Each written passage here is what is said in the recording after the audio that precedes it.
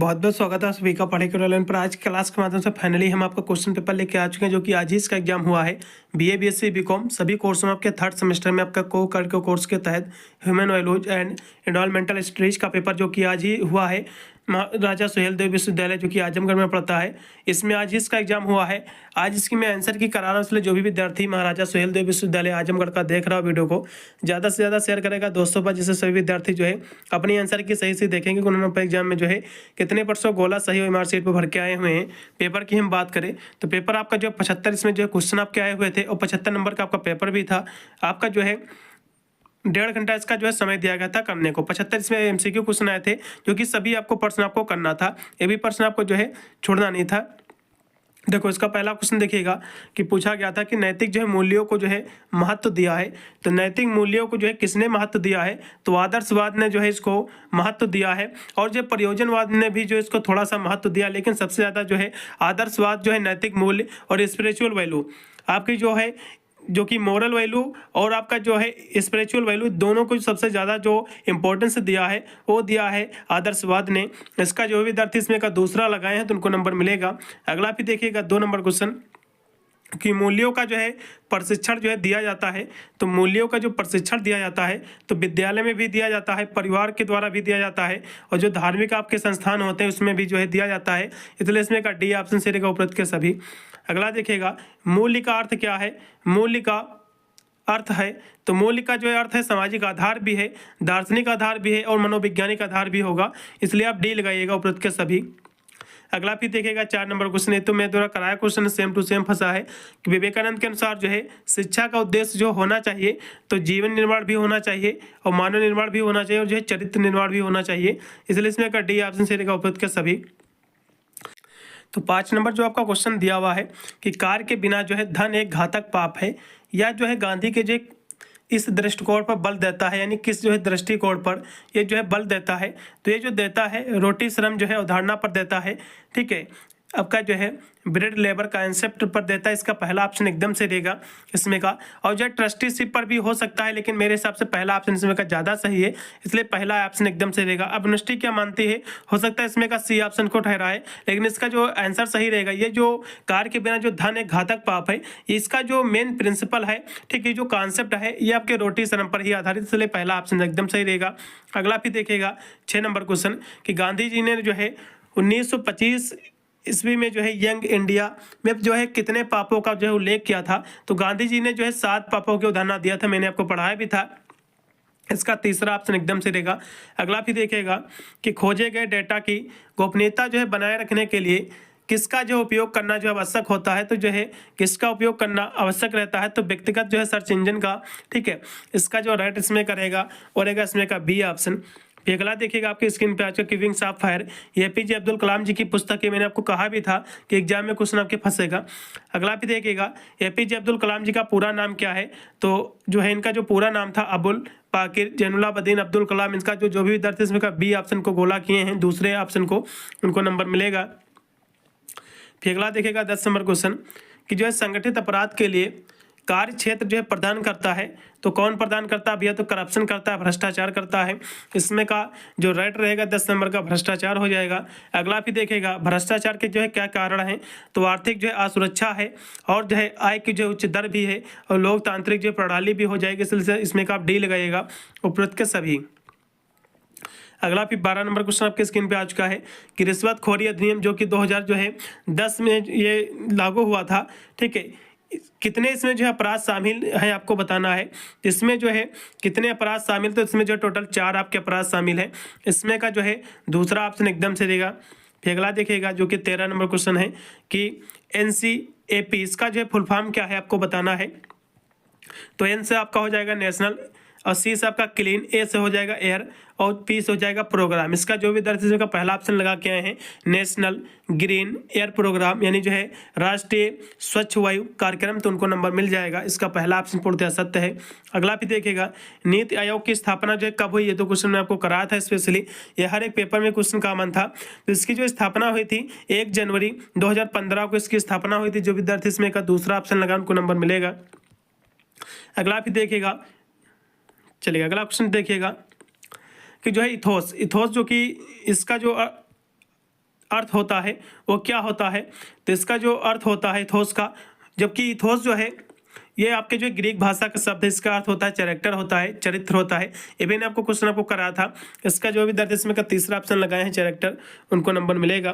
फिर अगला देखिएगा, देखिए आचार नीति एक जो है एक विज्ञान है, तो ये जो है मानक का विज्ञान है, ठीक है, नॉर्मेटिव का विज्ञान है, इसका जो है तीसरा ऑप्शन एकदम से देगा। फिर अगला देखिएगा, ध्यान जो है वह रूप है जो एक शब्द को बार बार जो है दोहराने पर जो है केंद्रित होता है, तो जो है क्या कहलाता, तो भैया जो है मंत्र ध्यान कहलाता है ये। इसका जो है पहला ऑप्शन पूर्णतः 17 का 17 नंबर का। 18 नंबर क्वेश्चन कि विधायी निगमित सामाजिक उत्तरदायित्व यानी CSR वाला जो है विश्व का एकमात्र देश है, तो CSR वाला जो देश है जिसका फुल फॉर्म होता है कॉर्पोरेट सोशल रिस्पॉन्सिबिलिटी, तो ये जो है भारत है अपना खुद, इंडिया है, इसका जो विद्यार्थी इसमें का दूसरा लगा उनको नंबर मिलेगा। अगला भी देखिएगा कि परोपकारी जो है गतिविधियों में से जो है एक है, तो परोपकारी गतिविधियों में से जो एक है वो क्या है भैया, कहोगे भैया दान है, क्योंकि दान जो है ये परोपकारी गतिविधि है, ठीक है।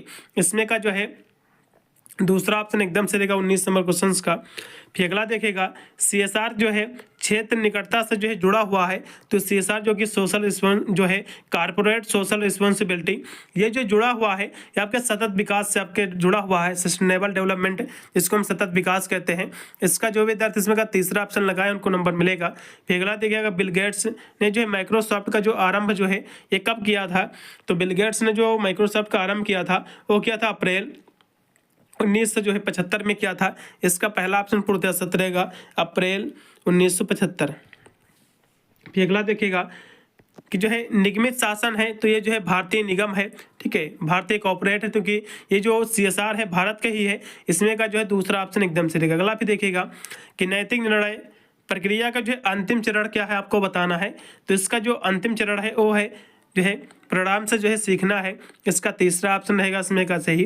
फिर अगला 24 नंबर क्वेश्चन है कि व्यावसायिक जो है अभ्यास तथा जो है नैतिक अभ्यास में जो है निर्णयन है, तो क्या है इसमें 24 नंबर की हम बात कर ले तो इसका जो है डी ऑप्शन से रहेगा।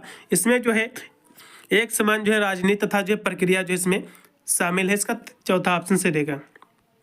अगला भी 25 नंबर कि वांछनीय जो है व्यवहार तथा जो है लक्ष्यों के बारे में व्यक्तिगत जो है विश्वास है जो समय के साथ जो है स्थिर होते हैं तथा जो निर्णय लेने को प्रभावित करते हैं, तो ये जो है क्या प्रभावित करते हैं आपको बताना है।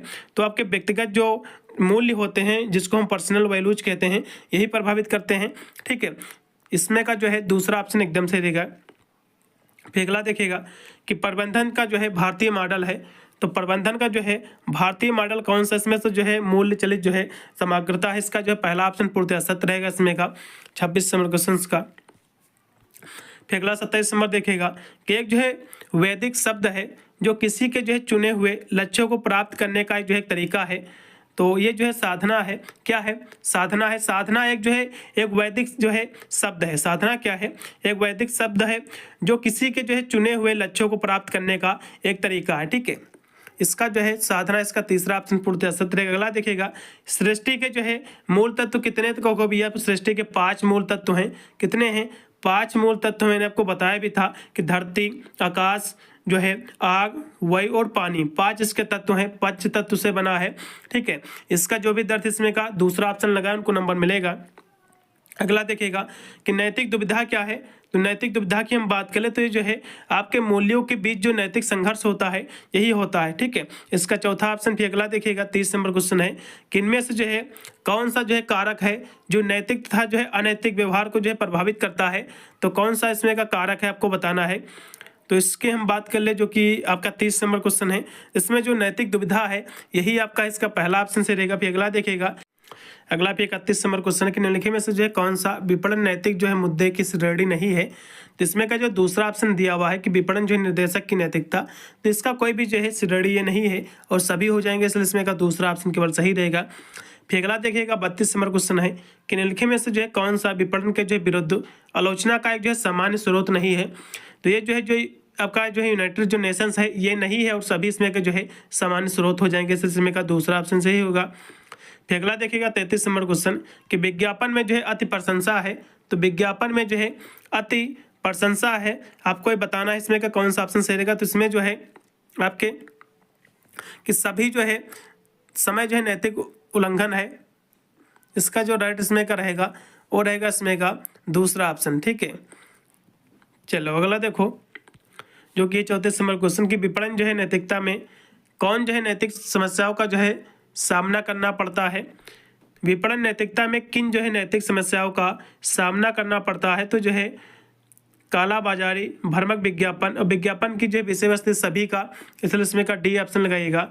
निजीकरण को जो है प्राप्त किया जा सकता है, तो निजीकरण को जो है कैसे प्राप्त कर सकते हो, तो जो है पट्टा करके या प्राप्त कर सकते हो, और जो है एजेंसी के द्वारा भी कर सकते हो और अनुबंधन के द्वारा भी कर सकते हो। तो इसमें का आप राइट रहेगा, इसमें का डी आप लगाइएगा।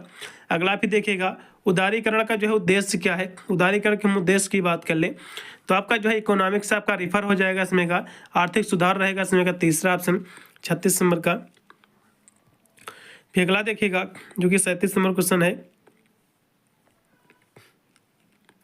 37 नंबर क्वेश्चन आपका दिया हुआ है कि सोशल मीडिया की जो है हानि कौन सी है, आपको बताना है। तो सूचना तक जो है पहुंच यही आपकी हानि, इसमें का दूसरा ऑप्शन से रहेगा। अगला देखिएगा, साइबर सुरक्षा की जो है नैतिक समस्या कौन सी आपको बताना है। तो साइबर सुरक्षा की जो नैतिक समस्या है वो है गोपनीयता का जो है हनन है, हैकिंग भी है, कॉपीराइट का उल्लंघन भी, इसलिए इसमें का डी ऑप्शन से रहेगा, उपरोक्त के सभी।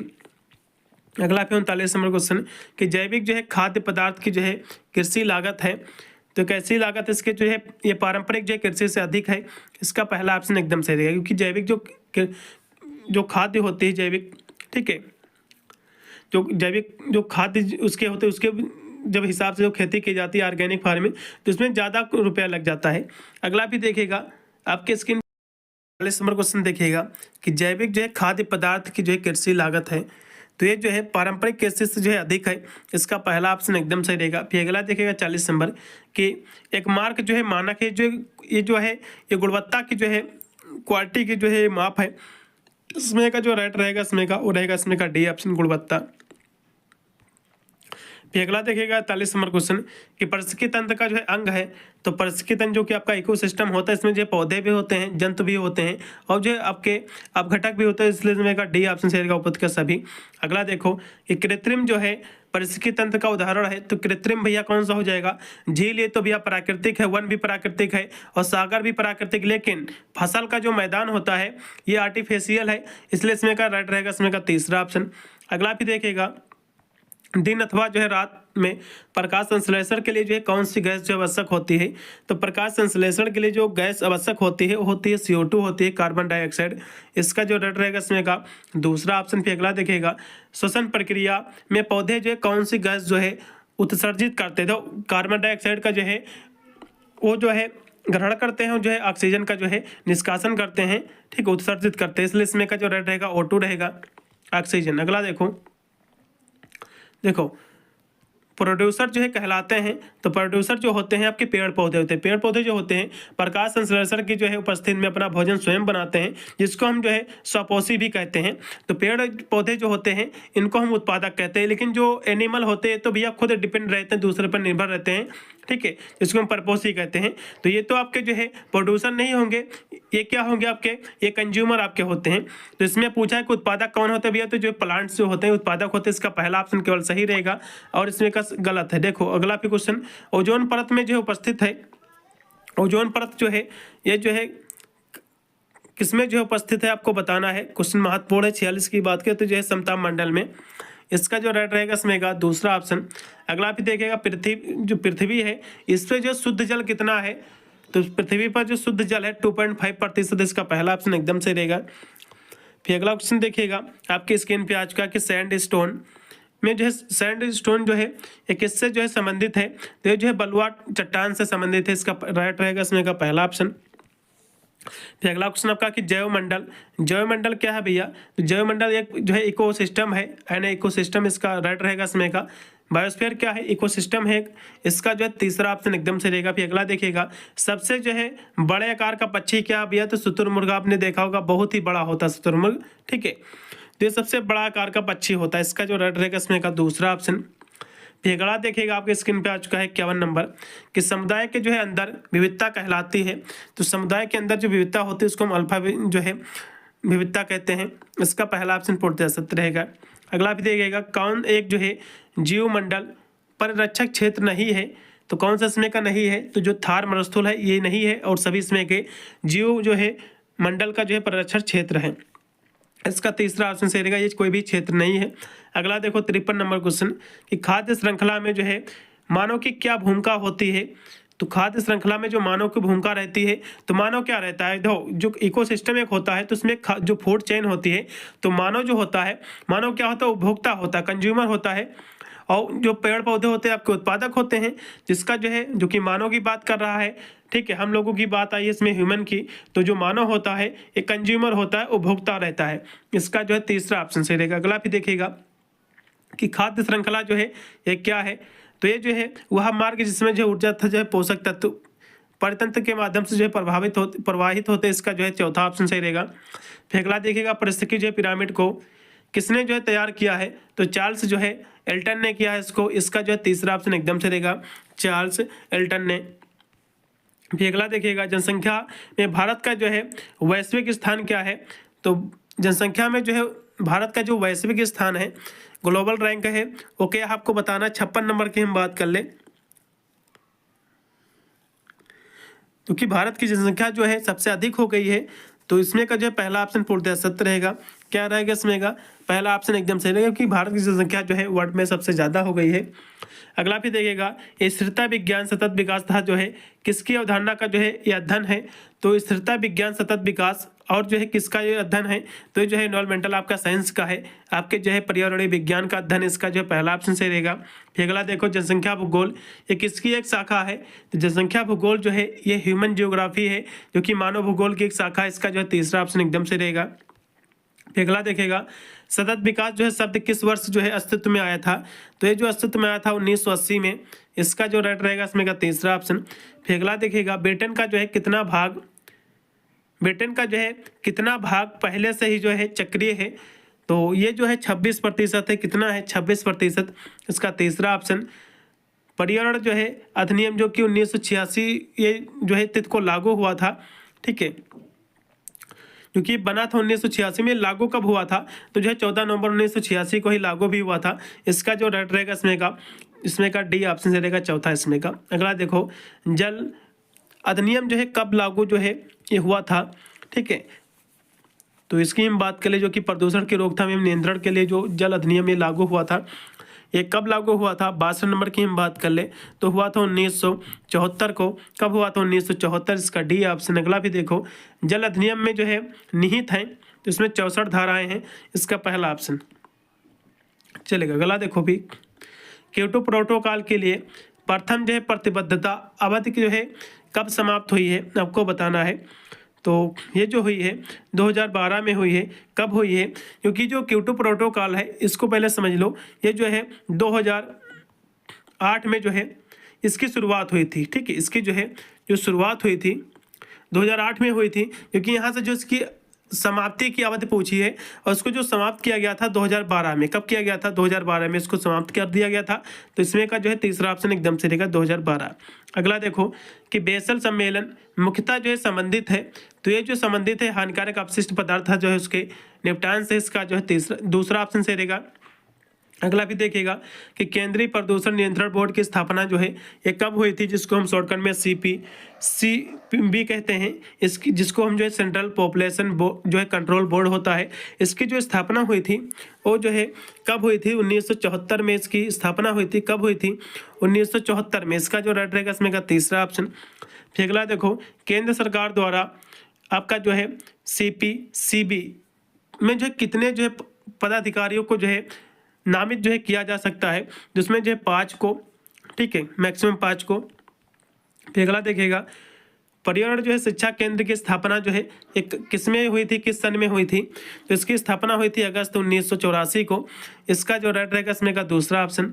अगला देखेगा NGT का फुल फॉर्म क्या है, नेशनल ग्रीन ट्रिब्यूनल, ये तो क्वेश्चन में आपको कराया था, इसका पहला ऑप्शन से रहेगा। फिर अगला देखेगा वायु गुणवत्ता सूचकांक जिसको हम AQI कहते हैं, ये जो किसकी जो है श्रेणी का मानव स्वास्थ्य पर जो है सबसे गंभीर जो है प्रभाव पड़ता है, जिसमें सबसे ज़्यादा जो है एयर क्वालिटी इंडेक्स खराब किसकी है आपको बताना है, जिसमें भी थोड़ा सा समझाने का प्रयास करेंगे। 0 से जो है 50 तक की जो एयर क्वालिटी इंडेक्स होती है इसको जो अच्छा माना जाता है, इसको क्या माना जाता है, इसको अच्छा माना जाता है। इसके बाद जो है 51 से लेकर जो है 100 तक जो होती है इसको जो है हम मध्यम मानते हैं। इसको क्या मानते हैं हम? इसको जो मध्यम मानते हैं। उसके बाद जो 101 से लेकर जो आपके 200 तक होती है, इसको हम क्या मानते हैं? इसको हम खराब मानते हैं। इसको हम क्या मानते हैं? खराब मानते हैं, क्योंकि इसमें क्वेश्चन कह रहा है कि सबसे जो है गंभीर प्रभाव डालेगी मानव के स्वास्थ्य पर। तो देखो 102 से लेकर ये तो भैया खराब ये तो है, और इसके नीचे वाले और भी इससे खराब होगी, इसके नीचे वाले क्योंकि 300 लेकर 400 तक है, ये इससे खराब है। सबसे ज़्यादा खराब भैया कहोगे भैया 401 से लेकर 400 जो है 500 की वाली सबसे खराब एयर क्वालिटी इंडेक्स है, इसलिए इसमें का डी ऑप्शन एकदम सही हो जाएगा, चौथा ऑप्शन। अगला देखो आपके स्क्रीन पे आ चुका कि EMS, इसका जो है प्रक्रिया का प्रथम चरण क्या है आपको बताना है। तो हम इसका बात कर ले तो आपका जो है स्टेबलिटी इन्वायरमेंटल आपका जो पॉलिसी है इन्वायरमेंट क्या है, ये पर्यावरणीय नीति स्थापित करना इसका जो है प्रथम चरण है।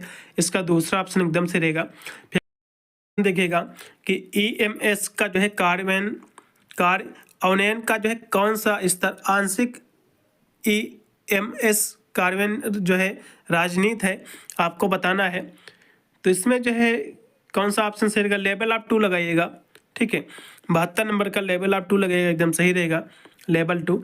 अगला देखिएगा कि EIA, इसका जो है ये प्रारंभ कब हुआ था? तो 1960 के दशक में। इसका पहला ऑप्शन पूर्णतः रहेगा। अगला फिर देखिएगा आ चुका है कि EIA, इसमें जो कितने चरण हैं? तो इसमें जो है टोटल 5 आपके चरण हैं। कितने हैं? 5 हैं। इसका दूसरा ऑप्शन फिर लास्ट में क्वेश्चन है जो कि दिया हुआ है कि EMAS जो कि 14,001 में से जो है कौन सा जो है प्रशासन प्रणाली किसी कंपनी के लिए जो है सबसे अधिक जो है चुनौतीपूर्ण है? तो आपके जो है EMAS के लिए है। इसका पहला ऑप्शन पूर्णतः सत्य रहेगा, ठीक है।